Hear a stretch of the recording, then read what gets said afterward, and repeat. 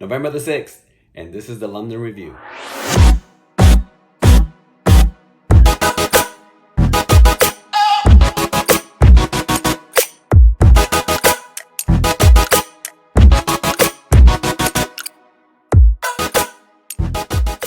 Hi guys, this is Robert Rivera with the Rivera Trading Group in association with Train Trading Academy. And boy, what a week. Because of the elections and because of the news coming out and everything that was happening, I've chosen not to trade pretty much a week. I think I'd had a trade, I had a real trade, I think Sunday night. That was a nice one. But for the rest of the week, I've just been on demo. And it's pretty interesting. I mean, you learn a lot actually when you go back to demo, because I've come to realize, wow, I don't quite trade the same way, do I? Because if I did, man, my numbers would be incredible since my analysis is so good.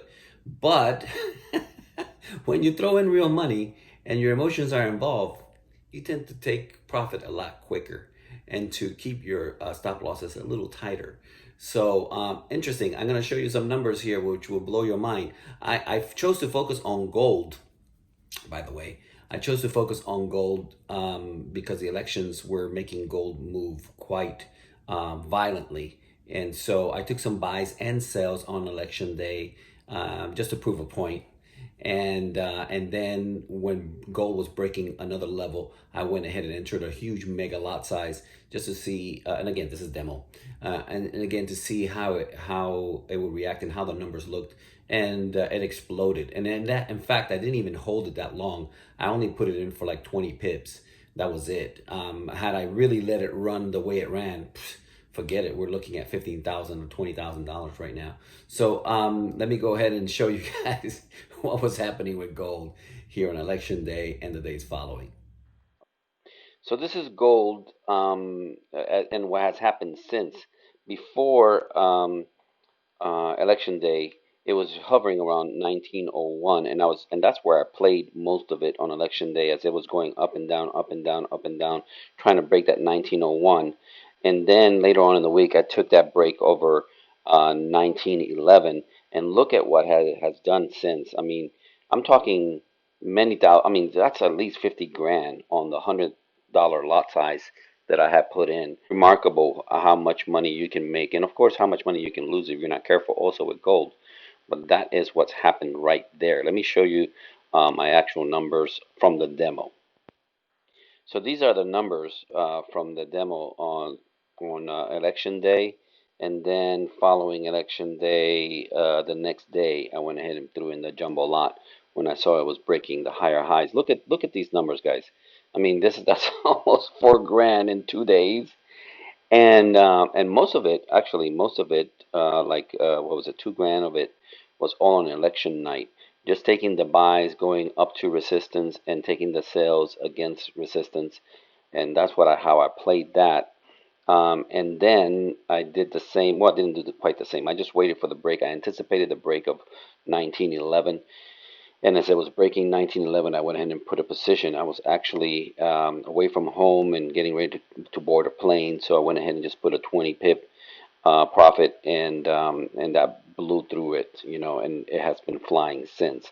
But my point of doing this little exercise is to prove a point. When emotions are not part of your trading, these are the numbers that you can expect. So in other words, if you just use a lower lot size than the one that makes you all emotional in the trade, you can trade as if it didn't matter, And when it doesn't matter, guess what you do? You win and you win and you win and win if your analysis is good. If you have good analysis and you understand price action, you can have these kind of numbers when your emotions are not in play. So again, not that I recommend anybody to be trading during election week, and also we have NFP tomorrow, Friday, so that's another no trade day. I've basically taken the whole week off, just practicing on demo, and proving a point to others and to myself. That if I lower my lot size, then I can trade more like this, because again, my emotions are not engaged in the game, and I could perhaps even get better numbers. Welcome back. So as I mentioned, tomorrow's NFP, that's non-farm payroll. It is the most volatile day of the month, and there's going to be, especially because it's election week, there's going to be some moves that are going to be hard to deal with. Also, the election is not quite over, so not having chosen a winner as of yet is going to keep the markets volatile.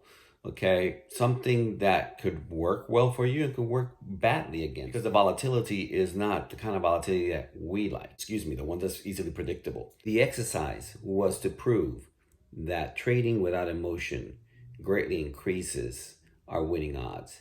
And so it is important that you figure out what that number is for you when you go back to real life trading, and try that. I guess I should encourage you to try that. Go ahead and try the lower lot size, the one that's unemotional for you, the one that doesn't really matter as far as the numbers are concerned, and see how your trading goes, okay? And then based on that, I think you'll find that perhaps a better strategy for you would be to lower your lot sizes and trade with those. You perhaps can make a lot more money doing that way. And when it goes against you, you won't be losing as much, okay? This is Robert Rivera with the Rivera Trading Group in association with Trade Trading Academy. I hope this information was helpful to you, and if so, please like, comment, and subscribe. Have a great day.